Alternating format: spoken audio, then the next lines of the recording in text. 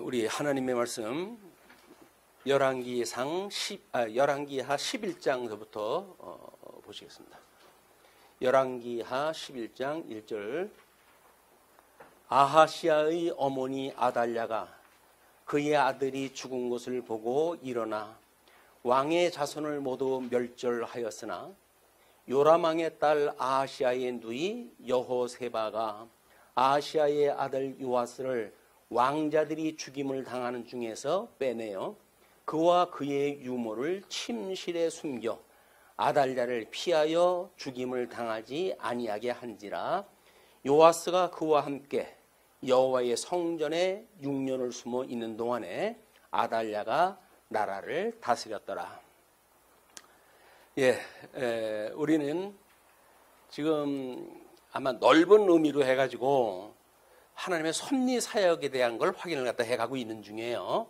이미 아버지의 뜻은 하늘에서 이루어졌는데 에덴 동산을 이제 창설하시고 거기에서 양대 언약을 어떻게 이루어 가시는지 이거를 보여준 것이 천하계의 섭리 사역이라고 우리가 이렇게 큰 구도를 잡아놨습니다. 자, 그런데 열왕기서의 전체적인 구도를 봤을 때 우리는 하나님께서 제사장 나라와 거룩한 백성이 되게 하시도록 역사를 섭리하시겠다고 약속을 하신 바가 있다고 그랬어요. 이제 그거에 의해 가지고 결국은 이제 분국에 이런 비극사가 일어나는데도 불구하고 하나님께서 이 일이 나로 말미암은 것이다라고 이야기를 허물어 해가지고 분국의 역사는 지금 계속 진행이 되어 있는 중입니다. 그런데 이 학계 선지자가 말했듯이 이 성전의 나중 영광이라고 하는 이 성전은 회복되어져 가지고 만들어진 성전이 이제 지금 나중 영광이 이전 영광 솔로몬이 세웠던 성전의 영광보다 크리라라고 이야기를 허물어 해서 그들의 모든 가치관의 변화를 이제 보게 해주시는 거예요. 그동안은 육적인 것으로 보았다고 한다면 제사장 나라가 피라고 돌아온 자들은 신령한 눈으로 성전을 봄으로 해서 세상 사람들이 보고 있는 가치와는 다르게 그것이 오히려 하나님의 영광이 더 크다고 찬송을 하게 되어지는 이런 그 모습을 보게 됩니다. 우리 잠시 예배 전에도 그런 이야기를 나눈 적이 있는데 세속적으로 해가지고 예수를 믿으면 복을 받고 예수를 믿으면 건강하고 라고 하는 일들이 얼마나 기독교를 왜곡시키는가에 대한 문제는 우리가 끊임없이 생각을 지금 깊이 할 필요가 있는 거예요. 만사가 뭐 자기 마음대로 잘 된다고 해가지고 하나님께 복 주셨다고 생각하는 일은 결국 하나님이 어떠한 분인지 모르시기 때문에 하는 그 이야기들입니다. 그래서 지금 아마 한국 교회의 그 어려움도 근대화에 이어가지고 기독교가 양쪽으로 해가지고 팽창하고 그럼으로 해가지고 만들어지는 이런 잘못되어진 경우라고 보여져요. 그 일에 첨단을 걸었던 분이 돌아가셨다고 해가지고 또 그분에 대한 것을 기리고 이렇게 하는 일은 하나님께서 해가시는 일에 하나님의 영광을 기리는 것이 아니라 인간들의 사역을 가지고 성공 여부를 따지면서 그를 찬양하는 일은 부러움의 상징이에요. 나도 저랬으면 좋겠다라고 하는 이 부러움의 상징이다. 우리가 하나님이 어떠한 분인가를 깨닫고 우리 예수님이 하나님의 선하신 뜻을 따라서 이 땅에 지금 양성을 가지고 오신 그리스도를 우리가 증거해가고 있는 거 아닙니까? 그래서 인성은 결국 인간의 참혹한 범죄에 대한 것을 예수님이 대신 사하려고 대속하시려고 이 땅에 오신 분인데 그런 인성에 대한 이해가 없이 예수님이 복을 주신다. 또 때로는 거기 한 칸 건너가지고는 예수님이 산상수훈에서 이루신 것처럼 말씀하신 것처럼 그렇게 이루는 것이 성도들의 삶이다 라고 이야기하는 거야말로 이것이 전부 똑같은 거예요. 율법적인 생각을 가지고 있거나 세속적인 생각을 가지고 있거나 때로는 신비적인 생각을 가지고 있거나 이거 전부 하나님의 말씀인 성경에서 떠난 이야기들이에요. 떠난 이야기. 인간의 감각을 통해 가지고 뭔가를 배우려고 하는 이런 그 오해가 있기 때문에 그렇습니다.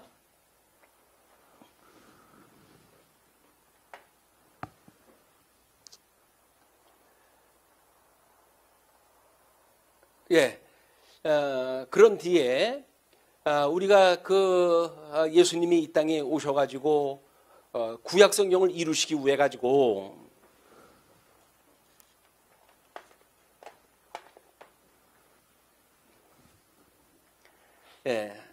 하늘의 밀이 땅에 떨어지지 아니하면 하늘 그대로 있지만 죽으면 많은 열매를 맺는다고 그러잖아요.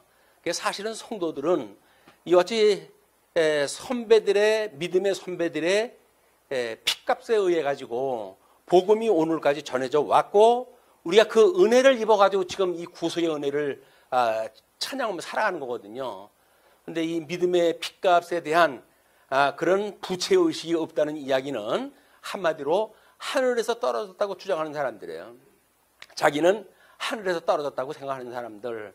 이런 사람들은 이렇게 우리에게 복음을 전하도록 지금까지 수많은 피를 흘렸던 믿음의 선진들, 이런 분들에 대한 감사가 없습니다. 그리고 자기가 잘난 거예요. 통병 거예요. 자기로부터 모든 게 시작이 되어지고 자기로부터 모든 것이 말미암는다고 하는 이런 교만함이 그런 성도의 삶을 핍절하게 만들어 한다고 하는 걸 우리가 기억을 할 필요가 있습니다. 그래서 결국 이러한 하나님의 섭리는 요한계시록에 가지고 나라와 제사장으로 삼으셨다고 하는 것으로 결론을 내요. 우리 믿음의 사람들은 하나님께서 나라와 제사장으로 삼으신 왕 같은 제사장인 거예요. 거룩한 백성인 거예요. 그래서 거룩한 물이라고 해가지고 성도라고 부르는 겁니다. 성도라고 하는 그 이야기가 부를 이름이 없어가지고 성도라고 부르는 것이 아니라 예수님이 죄악 가운데서 불러낸 거룩한 물이라는 거예요. 거룩한 물이. 왜? 하나님께서 거룩한 백성을 삼으신다고 이미 태고 쪽으로부터 우리한테 이야기를 하셨기 때문에 거룩이라고 하는 것은 우리가 끊임없이 지향해야 될 우리의 목적적 가치인데도 불구하고 세상의 것들에 취해가지고 마구잡이로 인생을 살면서 뭐 자유라느니 이것이 예수님이 주셨다고 하는 복음으로 말미암은 자유라고 하는 그 이야기는 새빨간 거짓말이에요. 예수님으로 말미암아 구속을 입은 사람들은 예수님의 형상을 닮아가고 싶은 생각이 있는 사람들인 거예요. 끊임없이 주님의 몸된 교회는 예수 그의 통치에 의해 가지고 성장되어져 가고 거룩화되어져 가는 이런 우리 성화의 과정을 하나님 걷게 하신다. 그럼에도 불구하고 성도들은 여전히 부족해가지고 범죄할 수밖에 없어요. 우리 아까 성시 교도를 갖다 한 내용도 마찬가지지만 하나님께서 우리의 죄를 보고 심판하신다고 한다면 다 멸절당할 수밖에 없어요. 우리가 그렇게 불순종하고 그럼에도 불구하고 우리의 죄들을 그대로 보고 용서하시는 이런 주님의 은혜가 우리들을 존재케 한다. 그래서 우리 주님이 오시는 그날까지 주님께서 주님의 몸된 교회를 친히 붙들고 가신다고 하는 견인의 은혜를 깨닫고 살아가는 이 일이야말로 열왕기를 공부하면서 왜 선택되어진 유다의 그 나라까지도 하나님께서는 환난 가운데 처하게 하시는가? 이런 의미를 모르게 되면 거기서 뭐 인간적인 걸로 가지고 충성을 했기 때문에 성공을 했고 불순종했기 때문에 망했고 라고는 인간응보적인 해석이 떨어질 수밖에 없는 거예요. 성경은 그런 인륜적 도덕적 그런 그 개념이 아니라 하나님의 절대 주권이 어떻게 하나님의 영광을 계시하시는가에 대한 내용이기 때문에 그런 내용을 우리가 성경 구조 전체를 놓고 보질 않으면 그런 부분적인 걸로 빠져버리면 못 보게 됩니다. 우리 또 하나님께서 특별히 기회를 주셔가지고 이제 나머지 역사서의 부분을 이런 개관으로 이해할 수 있는 나머지 마지막 시간을 주신 것은 또 하나님의 은혜라고 보여져요. 왜 그렇게 했을 때 우리가 구조를 이해하고 전체적인 큰 틀 속에서 하나님의 말씀을 이해할 수 있기 때문에 그렇습니다. 자, 우리 지난 시간에도 이야기를 했어요. 성전을 솔로몬이 그렇게 지어졌지만 여전히 불순종하고 성전을 더럽힘으로 해가지고 제사직은 이미 이제 건국 초기로부터 망그러졌다. 그런 이야기가 했고요. 그 다음에 이제 분국의 역사를 통해 가지고 이 여로보암은 하나님께서 백성들에게 이 언약을 하셨던 유다 지파로부터 왕이 나와야 되는데 유다 지파의 왕도 아닌 것이 왕을 스스로 칭호를 갖다 갖고 이스라엘 국고까지 가지고 남쪽 유다를 배반하고 나가버렸어요. 그게 이제 우리가 분국의 역사를 본 거예요. 그때로부터 이미 왕직은 훼손이 되어진 거야. 그래서 이 북쪽 이스라엘도 남쪽 유다도 똑같이 왕직의 타락으로 인해 가지고 그 왕 아래 통치받는 게 이스라엘 백성들 아닙니까? 그러니까 우두머리 통치자가 누군가에 의해서 그 나라 백성들의 삶이 결정이 되어지듯이 우리 만왕의 왕 대신 예수 그리스도가 우리의 통치자라고 하는 거를 다 같이 공감을 갖다 하지 않으면 우리는 각자 자기 소견 좋은 대로 살아갈 수밖에 없어요. 그걸 가지고 나는 내 세계의 왕이로소이다 라고 주장을 하는 불교 이론을 끌어다 들이는 무지막지한 이런 성도가 있는가 하면 하나님의 이런 그 긍휼과 사랑을 체험을 하지 못하기 때문에 자기가 기준이 되어져서 온 성도를 심판의 대상으로 삼는 이런 무자비한 사람도 교회 안에 있게 마련인 겁니다. 성도는 누구도 누구를 비판할 수가 없어요. 이런 그 일이야말로 복음을 어떻게 깨닫는가에 따라 가지고 달라지는 이야기고, 예수 그리스도로 말미암아 우리가 은혜를 입었다고 생각을 하게 되면 자기가 한 것이 없이 은혜를 받았는데 뭐 다른 거 한 것 없는 사람에 대하여 이러고 저러고 잔말이를 합니까? 잔말이라는 건 뭐예요? 쓸데없는 이야기, 쓸데없는 이야기. 하나님께서 그런 과정을 겪으면서 그러하여금 하나님의 사람으로 만들어 가시겠다는데 그런 걸 보고 하나님의 영광의 찬양을 갖다 하지를 못할 망정 그 핏값으로 산 성도를 비난하고 또는 저주하고 이런 그 일들은 우리가 복음을 제대로 깨닫지 못하기 때문에 나타나는 현상이다. 이렇게 구약성경 전체가 결국은 예수님에 대한 이야기로 되어짐으로 해서 구약신학이라고 하는 것은 끊임없이 신학적인 접근이 필요하지, 옛날 이야기처럼 왕 이야기, 제사장 이야기, 선지자의 이야기 하는 이야기 중심으로 그치게 되면 우리는 복음을 만날 수가 없는 거예요. 자, 그렇게 해서 우리 특별히 그 열왕기서에서는 엘리야와 엘리사라고 하는 선지자의 활동을 제법 많은 분량을 할애를 갖다 해가지고 소개를 하잖아요. 그런데 다른 선지자의 이야기는 특별히 선지서라고 하는 걸 통해 가지고 따로 우리들한테 소개를 하고 있는데, 왜 이 열왕기에서는 이런 왕과 제사장의 하나님 나라의 흐름에 있어서 선지자의 어떤 사역을 이렇게 소개를 갖다 한 이유는 무엇일까? 이것을 우리가 끊임없이 모세오경에서 이야기했던 그 선지자임을 깨닫게 하시는 일이에요. 우리 하나님께 약속하셨던 그 언약을 이루시기 위해서는 하나님의 백성들이 뭐 왕이 없다고 저주하는 이런 사사기에서도 마찬가지고요. 이 선지자가 우리는 역사서는 하나님의 사역에 대하여, 시가서는 하나님의 속성에 대하여, 또 우리 이 선지서는 하나님의 존재에 대한 이야기라고 이렇게 이야기를 했잖아요. 그럼 선지서가 왜 하나님의 존재를 드러내는가? 자, 제사장이 망가져가지고 하나님의 은혜를 우리가 깨달을 수가 없습니다. 왕이 다 타락을 갖다 해가지고 하나님의 은혜를 깨달을 수 없는 나라에 살게 됩니다. 그럴 때 하나님께서는 선지자를 보내가지고 여전히 하나님이 살아계심을 깨닫게 하시는 거예요. 내 계획은 이러이러하다. 그러므로 현재 일어나는 일이야말로 나의 계획대로 일어나는 거야. 그러니까 너희들은 이 일을 섭리하는 나를 봐야지, 일어나는 현상의 것만 매이게 되면 너희들은 나를 보지 못해. 그래서 하나님의 택한 백성들에게 눈을 열어주시고 마음의 할례를 받게 해가지고 그 신령하신 하나님의 얼굴을 배웁게 하는 거예요. 그리고 우리 하나님을 배웠고 찬양을 하는 거예요. 그게 아니면 땅의 것만 보고 다니는 짐승들 많지 않습니까? 땅의 것만 보고 다니는 짐승들이 뭐만 보고 다니는 거예요? 땅에 흘러져 있는 우리 개가 아무리 비싼 개면 뭐랍니까? 주인하고 산볼 가게 되면 어떻게 해요? 땅만 보고 냄새 맡고 가는 거예요. 왜? 개니까. 우리는 성도 아니에요. 성도라고 한다면 우리는 하늘을 보고 살아가야지. 온전케 하시는 예수 그리스도를 바라보고 살아가야지. 세상의 걸 바라보고만 살아가는 일은 믿지 않은 사람들도 똑같은 삶의 형식인 거예요. 거기서 상대적인 어떤 그런 우월함을 이야기하거나 상대적으로 복을 이야기하거나 이런 것은 아무런 의미가 없습니다.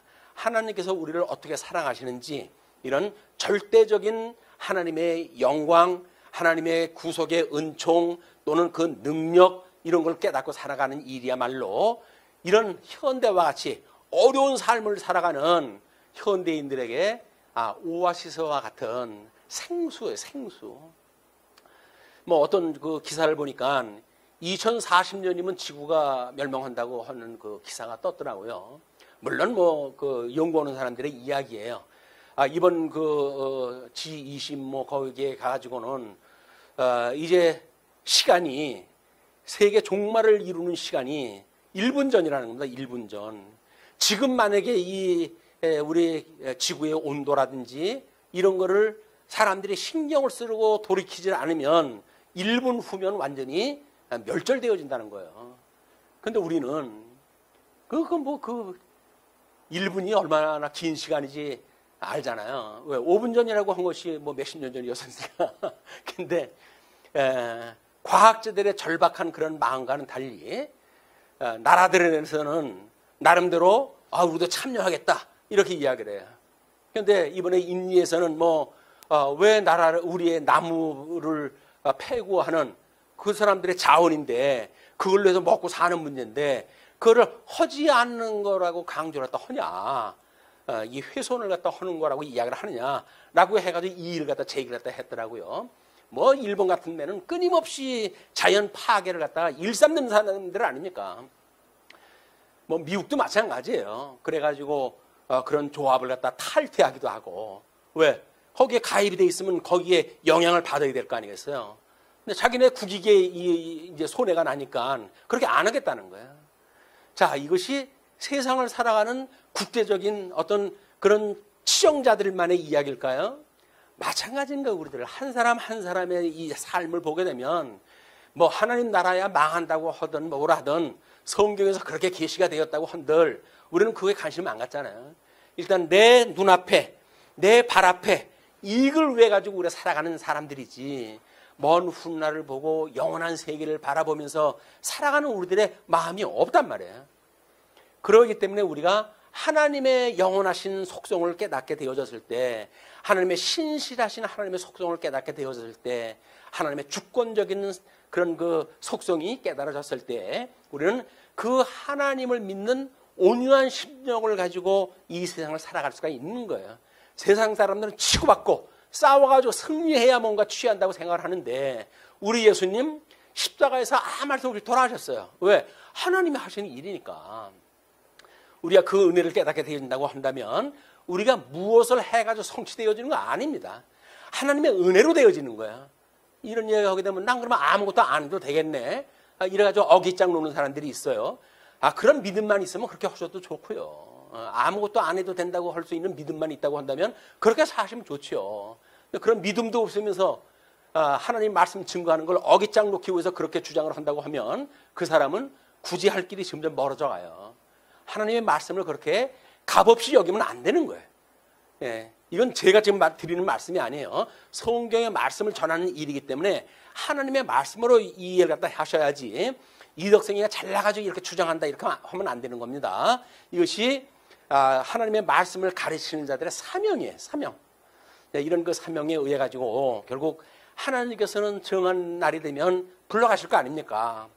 그런 때까지도 끊임없이 이것이 우리에게 주는 사명이라고 생각이 들어서 하나님의 말씀을 증거하는 증인으로의 삶을 살아가게 되어지는 것, 이것이 이런 성경의 모든 구조를 통해 가지고 하나님의 섭리를 깨달은 사람들이 마땅히 가야 되는 길이다, 이렇게 생각을 하시면 좋겠어요.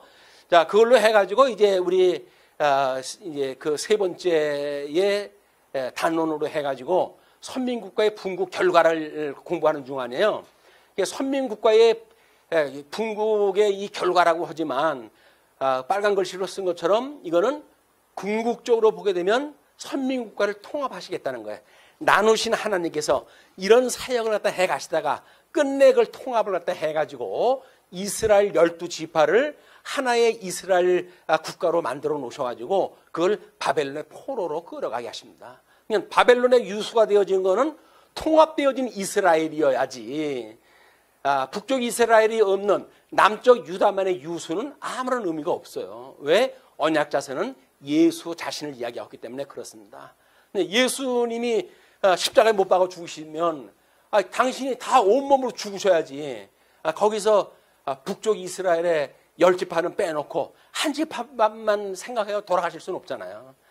하나님의 택자와 불택자 모두를 아우르는 이걸 위해가지고 십자가에 죽으신다. 그래서 불택자들은 결국 그걸로 인해가지고 심판에 이르게 되어지고, 택자들은 그 은혜를 깨달아가지고 구원에 이르게 되어지는 하나님의 지혜가 거기에 있는 거야. 왜 하나님이 택자만 위해가지고 돌아가시면 되지 불택자를 위해가지고까지 돌아가시느냐. 주님께서 심판을 하시겠다고 하는 선언이에요. 너희들이 나를 믿지 않으면 이것처럼 멸망하고 말 거야 라고 하는 이야기거든요. 자, 그거를 이제 공부를 하는데, 먼저 본 시간에 남왕조의 부패와 그 다음에 북왕조의 멸망에 대한 그런 그 이야기를 해가는 중에 우리 공의부패를 갖다 하는 거예요. 남왕조든 북왕조든 공의부패가 되어집니다. 그렇기 때문에 지금 예수를 믿는 사람도 예수를 믿지 않는 사람도 여전히, 믿는 사람도 중생인이기 때문에 육체의 소욕을 가지고 있기 때문에 범죄할 수밖에 없는 구조를 가지고 살아가는 거예요. 거기서 뭐 자기는 거룩한다는 동 이런 소리 하면 안 돼요. 하나님께서 은혜로 붙들어 주시지 않으면 아무리 구원받은 성도라 할지라도 범죄할 수밖에 없다. 그래서 온전케 하시는 주님을 바라보라는 이야기거든요. 거기서 자기가 뭐 거룩하게 한다고 해가지고 뭐 별짓 다 하는 사람들이 있어요. 자기가 거룩하다고 해가지고 우리는 뭐 한번 구원받게 되면 더 이상 이제 멸망이 없다. 뭐 이렇게 해가지고 뭐 가짜를 속여오는 사람들이 있는가 하면, 한 번 우리가 회개를 때 했으면 영원한 회개를 받았기 때문에 끊임없이 우리는 성결해야 된다라고 해가지고 스스로 성결할 수 있다고 생각하는 이런 교파들도 있는 거예요. 그게. 그렇기 때문에 우리 이제 어떻게 표준교회에서 이야기하는가? 우리 육신을 입고 있는 이상 우리는 온전한 성화를 이룰 수 없다는 거예요. 그게 표준교회에서 이야기한 거예요. 그러면 언제 온전하게 되어지느냐? 이 육신의 사망을, 이 육신의 이 껍데기를 벗어버리고 우리가 신령한 몸을 갈아입었을 때, 그때야 비로소 우리가 온전한 거룩을 이룰 수 있는 거예요. 그것이 단장한 신부의 그 모습으로 해가지고 예수님과 결혼하는 그런 그 장면으로 요한계시는 소개가 되어지는 겁니다. 그것이 비록 안 되어질지라도 우리는 끊임없이 그거를 추구하고 지향하지요. 그걸 바라보지요. 왜? 하나님의 뜻이니까. 그래서 우리는 구원받은 걸 끊임없이 우리는 기뻐해야 돼요. 구원받은 은혜를 끊임없이 기뻐해야 돼요. 그런데 그 구원받은 궁극적인 구원이 영원한 하나님 나라에까지 들어가는 거기 때문에 늘 소망의 기도를 갖다 해야 되는 거야. 그래서 데살로니가 우리 그 사도 바울은 항상 기뻐하라, 그리고 쉬지 말고 기도하라 그러는 거야. 그러면 항상 기뻐하는 그런 그 구원받은 은혜를 깨달은 사람들이 우리 온전한 구원에 이를 때까지 그런 약속을 바라보고, 우리를 아직도 중생인이 되어져서 미완의 사람으로 만들어 주셨지만 끝내 온전한 사람으로 만들어 가실 거야 라고 하는 걸 깨달아지니까 우리가 끊임없이 기도를 때 해야 돼요. 뭘 기도하면 이루어지나 해야지 기도를 안 하는 통뼈가 어디 있습니까? 워낙 한국 교회가 쓸데없는 거 기도하다가 보니까는 그걸 반대급부적으로 해서 강조하다 보니 기도한다고 이루어지는 거 아니다 라고 이제 역설적인 이야기를 했지만, 성도는 그런 소망이 있는데 어떻게 기도를 안 합니까? 하나님 앞에 기도하는 일은 당연한 거예요. 당연한 것. 그러는 그 쉬지 말고 기도를 하게 되면 범사에 주어지는 일이 부하든 비나든 또는 뭐 우리들한테 영광의 그런 그 시간을 주든 아니면 우리들한테 정말 빈곤한 삶을 주시든 간에 우리는 하나님 앞에 범사에 감사하는 일이에요. 왜? 그런 주어진 조건을 통해 가지고 하나님의 영광을 깨닫게 하시는 섭리이기 때문에 그런 겁니다. 자, 이것이 우리가 쭉 공부를 갖다 해가는데 오늘 이제 두 번째 시간으로의 그것이 북왕조의 패망 이전에 지금 남왕조의 부패와 남왕조의 그 시험과 북왕조의 만행에 대한 거를 우리가 확인할 때 해가고 있어요. 먼저 시간에 잘라가지고 이야기를 했고, 다음 시간에 또 잘라서 이야기를 해요. 다음 시간은 북왕조의 완전히 패망에 대해서는 이야기를 해요. 그걸 전부 이어붙이면 어떻게 된다고요? 택한 백성들도 시험을 주시고 악한 백성들은 하나님께서 멸절을 시키시고 끝내 택한 백성들은 구원하신다고 하는 그냥 구속사의 이야기예요. 우리가 앞에서 이 도표를 갖다 본 것처럼 어떻게 양대 언약을 주시고 양대 언약을 이루어 가시는 언약사를 이루어 가시는가에 대한 그 이야기다. 그러니까 칼빈의 5대 교리를 이런 걸 묶어가지고 5대 교리를 만들어낸 거예요. 그것이 뭐 구속사기 때문에 뭐 값없이 여기는 사람들이 있는데 교만이 하늘을 치는 사람들의 이야기예요. 성도가 구원이 아니면 뭐가 우리가 더 큰 소원이 있어요. 구원이지. 하나님 나라 이루는 것 자기가 구원이 안 되는데 무슨 하나님 나라를 구합니까? 하나님 나라는 자기가 하나님의 의로 인해 가지고 구속되어진 자들이 지체의 관계를 이루고 주님의 몸된 교회를 이루어서 하나님 나라를 이루어가는 거거든요. 그 예수님께서 우리한테 뭐라고 그래요? 어떻게 구원을 받습니까? 그러니까 율법을 지켜라. 율법이 제일 큰 게 뭡니까? 라고 물어보잖아요. 그렇게 하니까는 위로 하나님을 사랑하고 이웃을 어떻게 사랑하라고요? 내 자신과 같이 사랑하래요. 내가 나를 사랑하지 않는데 무슨 이웃을 사랑을 해요? 이웃을 사랑하기는. 내가 나를 사랑한다는 이야기는 뭐예요? 하나님의 은혜로 인해 가지고 구속받은 그걸로 인해 가지고 우리 감사하고 살아가는 일이지. 감사하지도 않으면서 무슨 우리 구원받은 사람으로 해 가지고 자신감을 가지고 세상을 살아갑니까? 나를 사랑하지 않는 사람은 이웃을 사랑할 수가 없는 거예요. 왜? 구조적으로 그렇게 되어져 있다니까요. 너 자신과 같이 사랑을 해라. 이웃을 사랑하되 너 자신과 같이 사랑하라는 거예요. 근데 내가 나 자신을 사랑 안 해. 그리고 맨날 뭐 이것도 못 낳고 저것도 못 낳고 다른 사람들은 구원받았다고 그러면서 이렇게도 살고 저렇게도 사는데 나는 구원받았다고 그러면서 왜 이 모양으로 사는가 라고 하는 걸로 해가지고 끊임없이 자책하고 하나님 자기 사랑하는 사람 아니에요. 주님께서 십자가에 돌아가심으로 해가지고 우리를 구원하셨다고 그러는데 그럼 우리가 얼마나 그 찬송을 갖다 해야 될 일입니까?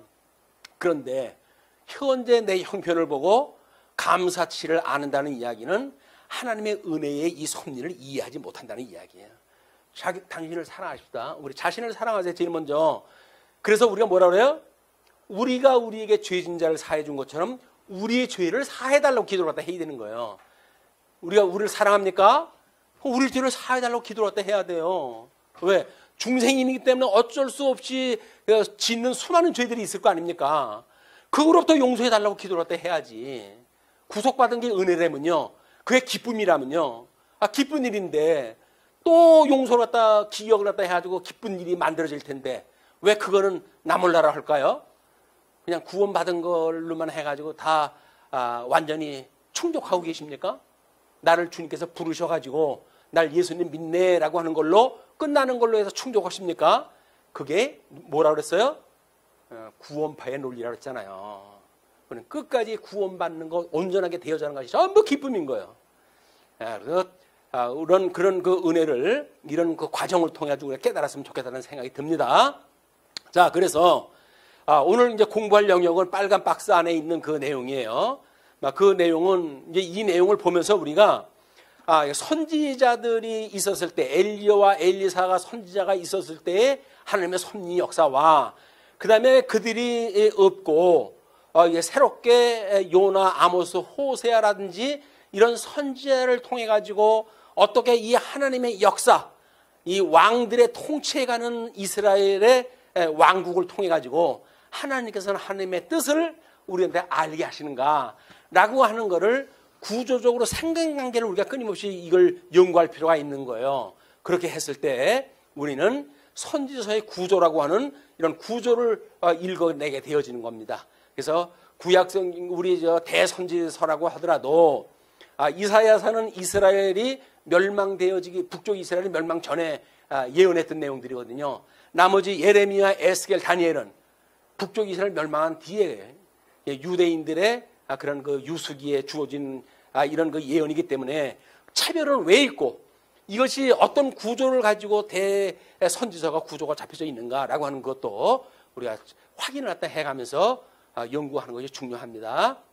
그리고 그때 당시에 있었던 12소선지서에 대한 이야기는 이스라엘 백성들이 성경을 이렇게 저렇게 바꿔갈 때마다도 12선지서는 하나의 선지서로 묶어가지고 이걸 취급을 했어요. 12선지서는 몇 권이에요? 유다인들은 한 권의 책으로 보는 거예요. 한 권의 책으로. 한 권의 책으로 본다는 이야기는 뭐예요? 이것이 하나의 이야기라는 거겠죠. 하나의 이야기라고 그러면 이 이야기가 뭔가 연결이 되어져 있는 스토리가 있을 거 아닙니까? 스토리가. 그러니까 스토리도 없이 그걸 시대별로 나눠가지고 선지자별로 공부한다는 건 아무런 의미가 없어요. 우리가 이렇게 선지서를 하나님께서 유대인들을 통해 가지고 한 권의 책으로 이해를 하게 하셨고 이렇게 한다고 하면 적어도 여기서 스토리텔링을 우리가 찾아낼 수가 있어야 되는 거야. 그것이 선민국가의 회복에 대한 예언이 전체적인 선지자들의 사역이라고 한다면 특별히 이제 대적의 보수에 대한 이런 그 예언을 통해 가지고 우리 대적을 멸망시킨다고 그랬지 않았어요.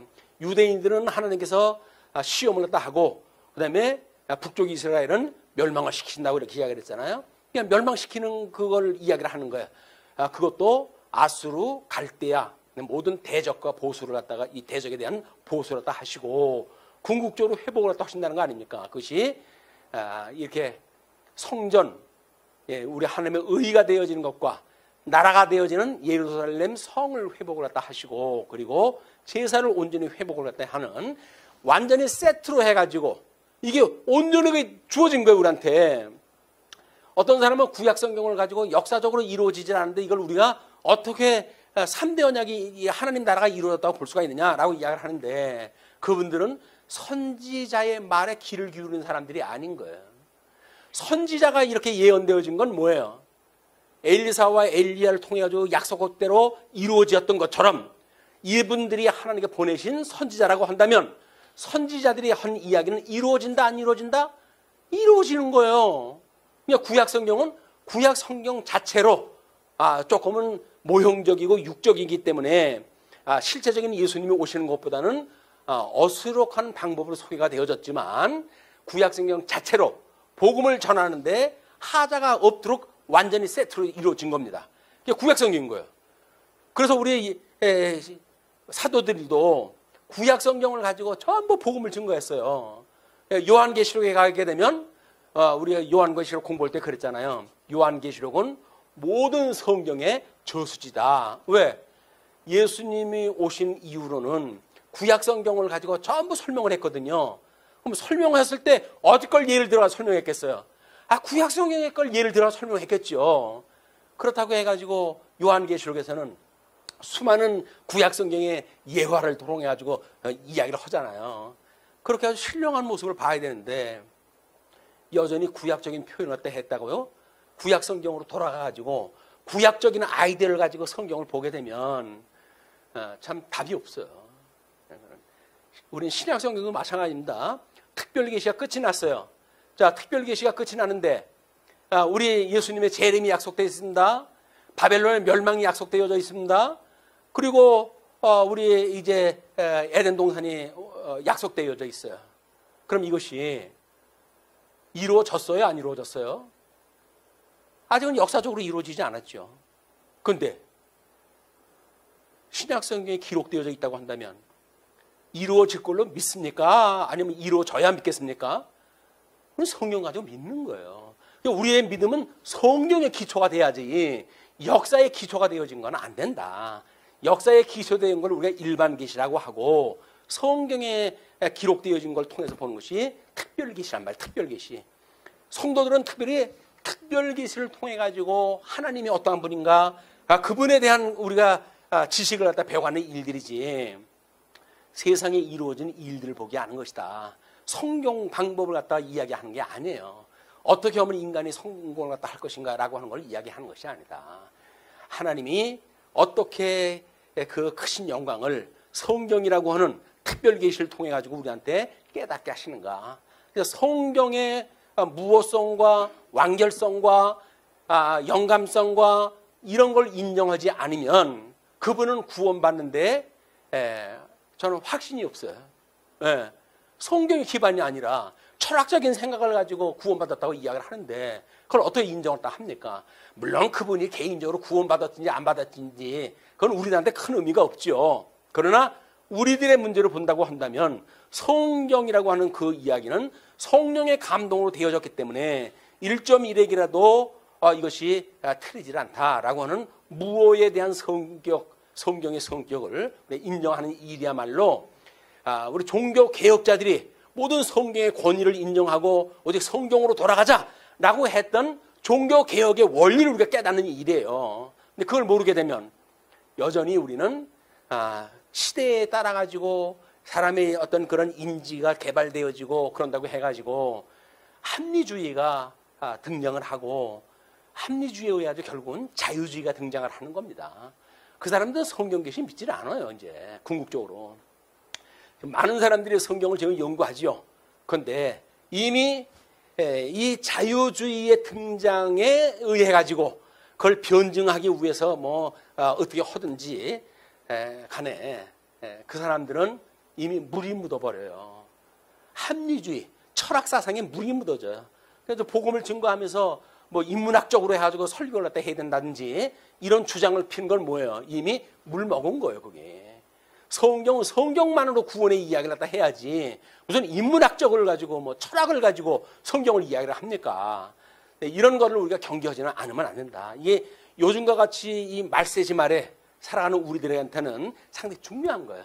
우리가 이 일을 위해 가지고 지금까지 지탱을 갖다 해온 거고 이것이 우리 형식적인 주님의 그 몸된 교회에서 진리를 전승하고 보수하는 일이야말로 우리의 사명이라고 믿어지기 때문에 오늘까지 이렇게 살아온 거예요. 이거를 포기하게 된다고 한다면 모든 걸 다 포기하게 되어지는 겁니다. 자, 이제 우리 이제 다윗의 언약에 의해 가지고 남쪽 유다는 멸망을 시키지 않는다는 걸 이야기를 한 바가 있어요. 그리고 남북 왕조의 부패에 대한 그 이야기는 결국 이 통시적인 해석에 들어갔을 때 여기서 이 그리심산과 에발산의 약속에 의해 가지고 이미 신명기 때 약속이 되어진 거예요. 모세 오경에서 모세 참다운 선지자 하나님께서 부르신 그 선지자입니다. 그를 통해 가지고 약속되어진 거예요. 그를 지금 이 구약 역사를 통해 가지고 이루어 가시는 현장의 무대를 우리가 본 겁니다. 그냥 이미 모세가 이걸 봤다는 이야기는 뭡니까? 그는 이미 그렇게 이루어질 걸 본 거예요. 그렇기 때문에 그것이 가나안 땅에 건너가게 되면 어떻게 이루어질 것인가를 이런 방식으로 예언을 한 거예요. 모세는 요단강을 건너갑니까? 못 건너갑니까? 못 건너가요. 그냥 못 건너가니까 구원 못 받았겠네요 라고 주장하는 사람들이 있어요. 그 사람이 이미 믿음으로 장차 되어질 일을 다 본 사람이에요. 그걸 역사적으로 해가지고 뭐 믿었냐 믿지 않았냐라고 해가지고 구원받았냐 구원받지 못했냐 이런 초보적인 질문을 갖다 하게 되면 참 우리 곤란합니다. 이 이야기가 어디서부터 이거 해야 될지 곤란한 거예요. 이거는 모세는 이미 이거를 믿음의 눈으로 해가지고 이스라엘 역사 다 이루어질 걸 저 말라기 선지서까지 이루어질 걸 이미 다 보고 예언했다 했던 대선지자인 거예요. 자, 그걸 통해 가지고 지금 신명기에서 약속했던 내용들이라고 이야기를 했어요. 그래서 순종하게 되면 생명과 복에 이르고 그다음에 불순종하게 되면 사망과 저주에 이르게 되어진다라고 했던 것대로 지금 이것이 율법이에요. 이 율법대로 해가지고 전부 뭐 규례와 율례와 법도와 이런 것들이 이루어져 있단 말이에요. 그런 걸로 인해 가지고 이스라엘 백성들은 결국은 불순종해 가지고 멸망을 하게 되어지고 남쪽 유다는 그럼에도 불구하고 대속의 은혜를 이해함으로 해가지고 믿음으로 해가지고 구원에 이르게 되어진 역사가 지금 계속되어지는 겁니다. 우리는 전체적인 원리를 알기 때문에 내용에 들어가서는 여러분들 스스로가 성경을 읽어가면서 확인하다 하셔야 돼요. 특별히 거기에 보게 되면 인물까지도 전부 소개를 갖다 해드렸어요. 빨간 표시되어진 거는 현재 11장서부터 15장 7절까지 거기에 소개되어지는 인물들에 대한 그때의 역사에 대한 건 빨간 표시를 갖다 해놨으니까 특별히 그렇게 해서 이해가 딱 하시면 좋겠다. 사람 하나 소개하는데도 1시간이에요. 그런데 이거를 어떻게 다 설명을 합니까? 이미 개론적으로 우리가 이렇게 파악을 갖다 하는 거는 이런 반복되어지는 이 사람들이 지금 하나님의 영광을 위하여 때로는 순종하는 자로, 때로는 불순종하는 자로 하나님의 섭리를 갖다 해가신다. 그럼에도 불구하고 유다인의 왕은 하나님께서 다윗과의 언약을 기억을 하시고 대를 이어가게 하시는가 하면, 북쪽 이스라엘은 혁명에 의해 가지고 완전히 단절되어지는 왕조를 반복하게 해가신다. 이런 대강을 우리가 아셔야 돼요. 대강을. 자, 그래서 11장에 이제 남왕조의 시험 중에 아달랴 여왕의 시험을 우리가 이제 확인하다 할 수가 있고요. 그 다음에 두 번째가 요아스 왕의 시험인 거예요. 그래서 우리 왕의 그런 계보라든지 그런 거는 이미 앞서서 그 앞에 표에서 우리가 늘 확인하다 해가고 있기 때문에 전체적인 이 표에서 그걸 우리가 연구하다 끊임없이 되어줬으면 좋겠어요. 왕과 또는 선지자의 관계, 또는 왕들과의 관계, 또는 남쪽 유다와 북쪽 왕가의 관계, 이런 것들을 표를 갖다가 프린트를 해가지고 책상 앞에서 늘 보시고 이거를 공부를 하셨으면 좋겠다는 생각이 듭니다. 저도 이 관계 도표를 보지 않으면 잘 몰라요. 자, 그렇게 하시고, 그 다음에 이제 12장 넘어가게 되면 요아스 왕의 시험이 소개가 되어집니다. 그래서 요아스에 대한 여호야다의 섭정이 소개가 되어지죠. 여호야다라고 하는 인물은 앞에서 본 대로 대제사장이라고 그랬잖아요. 대제사장이 그 일을 섭정을 갖다 하고, 어리니까 어린아이일 때 이제 생명을 부지를 했기 때문에 그가 6년 동안 이제 그 섭정을 통해 가지고 성장을 다 하는 거야. 그래서 우리 사무엘처럼 성전에서 그가 성장을 다 함으로 얼마나 하나님의 뜻에 따른 교육을 받고 자랐겠습니까? 그거에 의해 가지고 성전 수리를 갖다 하고, 그리고 아람왕 하살의 침입이 있었을 때에 요아스가 신복에게 피살되어지기도 해요. 아니, 성전 수리를 갖다 하고 이런 선왕 아니에요. 선한 일을 했던 왕 아니에요. 근데 하나님께서 신복에게 피살을 당하게 하셔요. 이런 일이 어떻게 있어요? 이런 일이. 이걸 못 믿게 되면 하나님의 아들이 이 땅에 오셔가지고 십자가에 죽으셨다고 하는 사실을 인정할 수가 없어요. 하나님이 무슨 죄가 있다고, 우리 예수님이 무슨 죄가 있다고 십자가에 못 박아 죽으십니까? 그걸 믿는다고 했을 때 이런 것이 이제 보이기 시작을 하는 거예요. 인간적인 그런 눈이 아니라 신령한 눈으로 이걸 보이니까 그런 그 사실이 보이게 되어지고, 그걸로 통해 가지고 하살이 이스라엘을 침공당하는 이런 비극사가 전개가 되어지잖아요. 왜? 그래야 이제 아수르가 북쪽 이스라엘의 멸망을 갖다 이제 시키를 그런 그 일들을 하나님께서는 이미 예제로 보여주기 시작을 하신 거예요. 우리 성도들의 삶도 마찬가지입니다.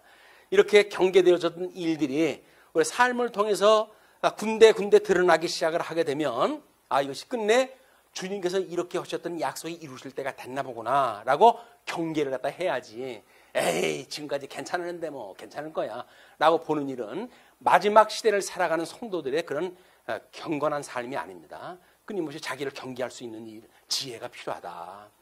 다음에 이제 예후 왕조의 멸망, 북쪽 이스라엘을 완전히 멸망을 시키는 일입니다.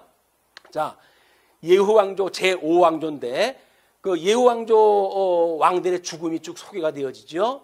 그 다음에 엘리사의 죽음이 소개가 되어져요. 네, 이때 대선지자가 죽음으로 해가지고 예후에 대한 멸망사까지 예언했던 모든 사역이 끝나고 성취되어진 이후에 이제 엘리사가 죽는 거예요. 자, 선지자의 이야기는 증언이 있다 없다? 그 일이 일어난다 안 일어난다? 일어나는 거예요. 그걸 몸소 보여주고 사역 다 끝났잖아요. 그래서 하나님께서는 엘리사를 불러가시는 거예요. 그러면서도 이제 기적을 보여주시는 일도 소개가 되어집니다. 다음에 북왕조의 아람과 전쟁이 이제 일어나죠. 그래서 그것이 얼마나 이제 극악한 그런 그 전쟁인지를 보여줄 수가 있고, 우리 그 내용은 다 소개했다 못 드리니까 뭐 지도도 다 소개했다 하고 그랬어요. 그러니까 좀 보시고, 우리 오왕조 멸망에 대한 걸 우리 엘리사가 소개했다 했잖아요. 4대 만에 멸망되리라 라고 했던 것이 이런 표에 의해 가지고 멸망이 되어졌다. 멸망되어지기에 여로보암 2세가 등극이 되어지지 않습니까? 여로보암 2세는 어떤 일을 갖다 했을까요? 북쪽 이스라엘의 여로보암 2세가 왕으로 있었을 때 다윗이 차지했던 모든 그 가나안 땅, 약속되어진 땅을 차지한 때, 남쪽 유다는 물론 독립되어져 있는 남쪽 유다의 왕이 있었지만 북쪽 이스라엘로 인해 가지고 다윗 왕이 통치했던 모든 땅을 차지하고 있을 만큼 이 여로보암 2세가 상당히 막강한 그런 그 세를 갖다가 얻고 있을 때입니다. 그때 요나의 선지자가 등장을 하는 거예요. 요나가 니느웨 성 멸망되니까 가서 회개시키라고 그러잖아요. 요나가 뿔이 나가지고 다시스로 도망간 거 아닙니까? 아니 그놈들이 개 같은 민족이 멸망되는데 내가 그 일을 왜 해야 돼? 라고 해가지고 다시스로 도망가다가 하나님께 붙잡혀가지고 큰 물고기 뱃속에 끌려가지고 바닷가까지 가서 토해내잖아요. 자, 왜 하나님께서는 그 요나로 해가지고 하여금 이스라엘 백성들을 회개케 하고 그들이 하나님을 경외케 하셨을까? 그 이야기는 뭐예요? 아직 멸망받을 때가 아니라는 거예요. 그리고 북쪽 이스라엘의 점점 세력을 키워가지고 어떻게 하시겠다고요? 북쪽 이스라엘을 멸망시키기 위해 가지고 지금 도구를 마련하고 계신 중이라고요. 그러면 육체적으로 잘 되는 걸 보면 저거를 어디에다 쓰시려고 하나님께 그러실까? 라고 좀 한 번쯤은 생각을 하셔야지. 야, 혹이다. 이때 우리가 돈을 갖다 축풀을 갖다 해야 돼. 라고 하는 그 생각은 잘못되어진 생각이라는 이야기예요. 자, 이렇게 보시고 남왕조 아마사 왕의 시험이 있는가 하면 여로보암 2세의 계승이 있게 되어지고 그런 걸로 이가지고 이제 아람 북왕조를 힘을 갖다 키우는 그런 그 기회를 하나님께 주시게 되어집니다. 그렇게 해가지고 그 일이 끝나게 되면 하나님께서는 남왕조 아사랴 왕의 시험이 이제 또 오게 해요. 요때가 남왕조 시험이 5장 7절까지 소개돼요. 15장 1절부터 7절까지. 왜냐하면 8절서부터는 북쪽 이스라엘의 멸망에 대한 것을 이야기가 전개가 되어지거든요. 이 방향이. 그러니까 남쪽 유다 왕의 시험이라고 하는 요 작은 제목까지도 앞에 장에다 붙여가지고 그런 결과 결국 북쪽 이스라엘을 멸절시키신다라고 하는 걸 이제 위에 가지고 구절로 그렇게 잡아놨던 거예요. 그렇게 보시게 되면 북쪽 이스라엘의 그런 그 왕조의 멸망이 어디에서부터 어떻게 되어지는지 이걸 보게 되어집니다. 자, 우리 그 앞에서 이제 그 왕 열왕기에 대한 걸 보면 열왕기의 상하에 남북 왕조에 대한 전부가 소개가 되어져요. 그런데 역대기에 들어가게 되면 역대하에서만 왕조에 대한 것이 소개가 되어져요. 그래서 그 왕조에 대한 특별한 차별은 역대기 개론을 공부할 적에 소개를 해드리기로 하고 왜 열왕기와 역대기가 같은 왕조의 이야기를 이렇게 중복해서 했는가라고 하는 그 이야기는 결국 같은 이야기를 한 것이 아니라 하나는 이스라엘 선민국가의 분국의 역사, 하나는 이스라엘 그 선민국가의 유수에 대한 걸 소개하시기 위한 하나님의 이야기였다라고 하는 걸 구분했다 해가지고 기독론적인 제목을 잡았다고 그랬어요. 그래서 우리 예수 그리스도의 창건, 그 강탄, 그다음 고난, 죽으심, 부활을 예표하는 역사서로 해가지고 삼직으로 인한 창건, 그다음에 분국, 그다음에 유수, 회복이라고 하는 이런 역사의 대드라마를 우리 하나의 이야기로 편집을 갖다 한 거예요. 지금 이게 성경 이야기대로만 풀어가지고 본 거예요. 근데 그것이 역사가 결국은 예수 그리스도의 이야기였더라. 이렇게 우리가 본 거예요. 그래서 구약신약도 예수 그리스도에 대한 기독론에 대한 이야기였었고, 그 기독론에 대한 이야기는 성령이 오신 뒤에 주님의 몸된 교회를 통해 가지고 이것이 성취되어지고 있다고 하는 사실을 확인하게 되어진 겁니다. 그러므로 지금 남왕국에 대한 그런 지금 오늘 우리가 공부한 것이 지금 여로보암 2세 때까지 이제 계승된 걸로 아주 공부를 했잖아요. 그러면 북이스라엘의 멸망이라고 하는 지금 754년부터 722년 요게 나머져 있는 거예요. 이제 나머지 역사가. 그러면 여기 우리 북이스라엘의 멸망에 대한 것이 다음 시간에 공부할 영역인 거예요. 그것이. 그 영역과 동시에 지금 요나와 아모스와 호세아라고 하는 선지자가 역대 순으로 보면, 역사적인 순서로 보게 되면 이때 770년, 760년 이때에 등장했던 선지자예요. 자, 그런데 이분들이 증거했던 선지자의 내용이나 선지서의 내용이나 아마 이거를 우리 도표를 통해서 보시게 되면 지금 여기서 지금 그 사람들이 이야기했던 것이 그 이야기거든요. 여기서 호세아, 요엘, 아모스, 오바댜, 요나, 미가가 지금 선민국가 회복의 예언이라고 이렇게 이야기했어요. 자, 선민국가 회복의 예언이라고 한다면 이 이스라엘이 이 북쪽 이스라엘이 멸망되어질 때에 필요한 예언이겠죠. 그런데 남쪽 유다의 회복되는 필요한 이야기가 아닐까요? 마찬가지로 필요한 이야기일 거란 말이에요. 그렇기 때문에 지금 여기서 우리가 요엘, 오바댜 이런 그 분들의 이야기도 지금 남쪽 유다가 586년에 바벨론의 포로로 끌려가잖아요. 그때에 회복해 주신다라고 하는 이야기가 되어져 있단 말이에요. 연대수는 엄청나게 차이가 나요. 그런데 선지자의 성격도 달라요. 내용도 달라요. 그런데 왜 소선지서에서는 그런 구도로 짜여져 있을까? 그 이야기는 그들이 전하는 메시지가 회복에 대한 이야기를 하고 있단 말이에요. 회복에 대한 이야기. 그렇기 때문에 우리는 선민국가 회복에 대한 호세아로부터 말라기 이 12선지서가 선민국가 회복의 예언으로 봤을 때 이것이 그 연대순을 뒤집어 엎고도 이것이 함께 순서로 나열이 되어 있었고, 나열이 된 거를 스토리를 여기서 우리가 찾아내지 못하면 연대순으로밖에 볼 수밖에 없어요. 아니면 선지자별로밖에 볼 수가 없어요. 그러나 통섭의 시대에 우리가 성경 신학적으로 해가지고 모든 맥락을 하나로 지금 엮어내는 작업을 하지 않습니까? 그렇기 때문에 지금 회복이라고 하는 공동적인 주제를 가지고 선지자의 활동을 우리가 확인하기 때문에 지금 선민국가 회복 예언에다가 이것이 들어가져 있다라고 하는 그 비밀을 우리가 이제 알아낸 거예요. 자, 그뿐만 아니라 뭐 이 하박국, 나움, 하박국, 스바냐도 마찬가지죠. 나움, 하박국, 스바냐는 지금 북쪽 이스라엘이 멸망하고 남쪽 유다에 이던 시기에 있었을 때예요. 그러나 지금 북쪽 이스라엘이 누구한테 멸망됐다고요? 아수르에 의해서 멸망되어진 거 아닙니까? 자, 아수르의 멸망 이후에 바벨론이 점점 힘을 얻기 시작을 하고, 힘을 얻기 시작을 했을 때 이스라엘 백성들은 말할 수 없는 곤욕을 당하는 거예요. 이게 이제 히스기야 때로부터 해가지고 얼마나 무시를 당합니까?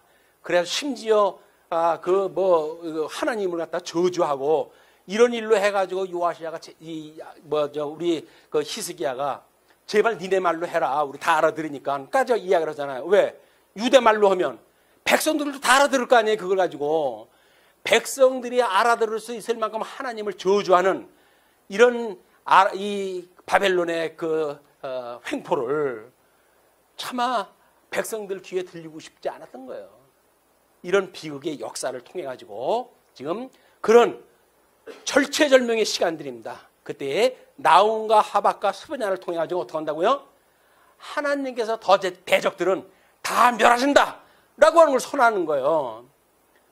자, 그럴 때 현상적으로 해가지고는 지금 바벨론이 득세해가지고 이스라엘 백성들을 공격을 해가지고 먹을 것이 없어가지고 애기까지 잡아먹어야 될 처참한 환경이 있는데 하나님께서는 선지자를 보내가지고 저놈들은 내가 다 멸할 거야. 너희들 염려하지 마라. 라고 하는 말씀을 다 하신다고 했을 때 얼마나 큰 위로가 됩니까? 위로의 말씀을 주시는 거예요. 그래서 우리를 시험에 들게 하지 마시고 악에서 구해주세요. 기도를 갖다 해야 됩니까? 안 해야 됩니까? 우리를 대적하고 우리를 무시하는 세력들이 얼마나 많아요. 예수 믿는다고 해가지고 별 볼 일 없다고 우리를 취급을 갖다 하고 이런 세력들이 얼마나 많습니까? 그러나 우리 하나님 앞에서 우리 예수님의 그런 사랑을 깨닫고 은혜를 깨달았다고 한다면 마땅히 우리가 하나님께 기도를 갖다 해야죠. 시험에 들게 하지 마시고 악에서 구해주세요. 시험에 든다는 건 뭐예요? 아직도 육체의 소욕으로 살아가는 것이 그럴만하다고 해가지고 육체의 소욕을 따라 살아가는 거 아니겠어요? 그런데 그 뜻이 아니라고 한다면 뭐예요? 성령의 소욕을 따라 살아가는 거겠지.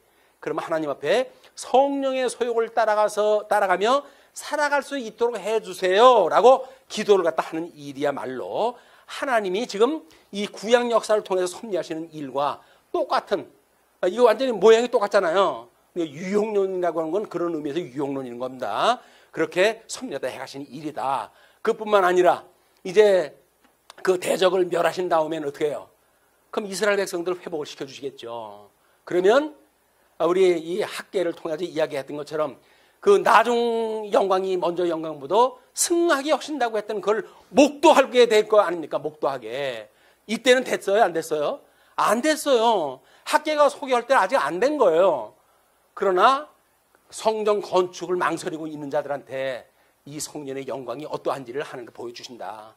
이젠 힘을 모아가지고 성전 재건하자라고 하는 걸 독려하는 이런 사역들이 가능하게 되어졌고, 아무리 갔으면 모릅니까? 성전을 불면 훅 날아간다고 생각할 만큼의 이런 안타깝게 짝이 없는 성곽이 다 허물어진 성곽이었어요.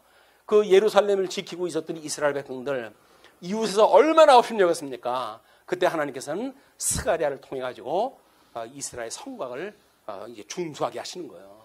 그래서 한 손에는 이제 그 뭐 검을 들고 한쪽에는 공사할 수 있는 연장을 들고 그리고 성곽을 52일 만에 완성하는 놀라운 기적 같은 일을 하는 거 보여주시는 거예요.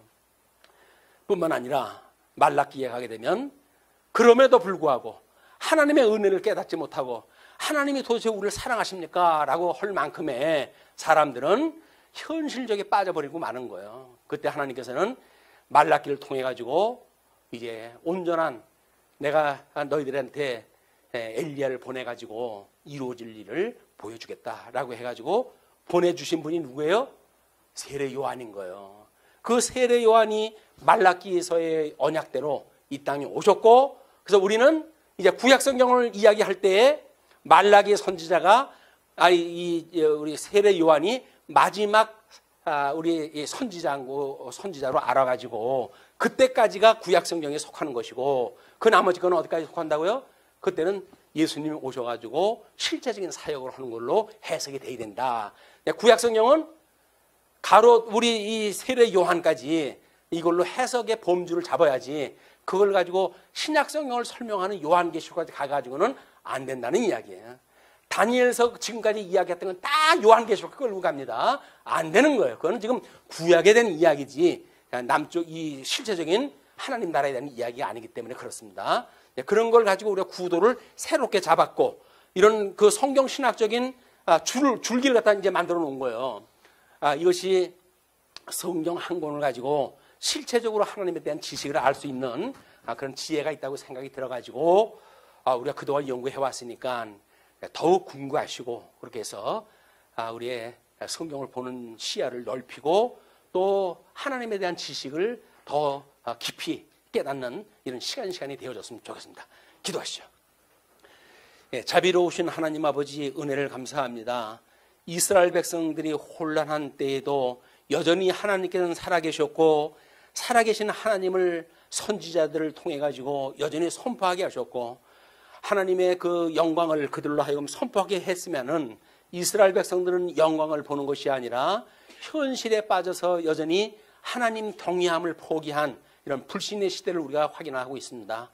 그럼에도 불구하고 하나님께서는 다윗과의 언약을 기억을 하시고 유대를 존속케 하시고, 여전히 모세의 언약을 기억을 하셔서 북쪽 이스라엘을 멸하시는 이런 놀라운 장면들을 보게 하시는 하나님 아버지, 은혜를 감사하고 감사합니다. 저희들도 마찬가지로 육신의 소욕은 점점 쇠하게 하시고 성령의 소욕은 날마다 새롭게 하셔서 하나님의 뜻을 분별하는 성도로 살아갈 수 있도록 주님 인도하여 주시옵소서. 지혜와 명철을 더하셔서 이 어두운 시대를 더욱 지혜롭게 살아갈 수 있도록 주님 인도하여 주시옵소서. 예수님께서 전도를 제자들을 전도하러 보내셨을 때에 이제 뱀과 같이 지혜롭고 비둘기같이 순결하라고 하는 약속을 하셨습니다. 사단의 무리가 얼마나 강교한지 모릅니다.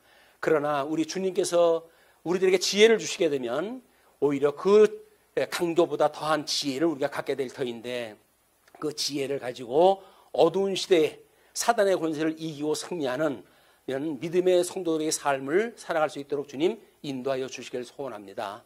때가 어두울 때일수록 우리가 빛을 보게 하시고 빛을 바라보게 하시고 소망케 하시고 기도할 수 있도록 주님 인도하여 주시옵소서. 우리 말씀운동 서원교회를 이를 위해서 세워주신 줄로 압니다. 특별히 받은 은사를 따라가지고 가르치는 일로, 또는 다스리는 일로, 섬기는 일로, 때로는 이런 모양 저런 모양으로 주신 은사를 따라서 주님의 몸된 교회를 섬기는 손길 위에 우리 주님 크신 은총이 늘 함께 하시기를 빕니다. 그들은 은사를 실현하며 하나님의 살아계심을 믿게 하시고 확신케 하시고, 그리고 그 일로 인하여 위로받게 하시고 더욱 뜨거운 충성할 수 있도록 주님 인도하여 주시옵기를 빕니다. 우리 하나님께서 이제 선한 마음을 주셔서 연보로, 기도로, 또는 하나님의 그런 은사를 따라 가지고 섬기는 손길 위에 주님 큰 은총으로 늘 함께 하시기를 비옵고, 흩어져 있는 한 주 동안도 은혜의 장중 아래 붙들어 주시기를 소원하며 우리를 구원하신 우리 주 예수 그리스도의 이름으로 기도하옵나이다. 아멘.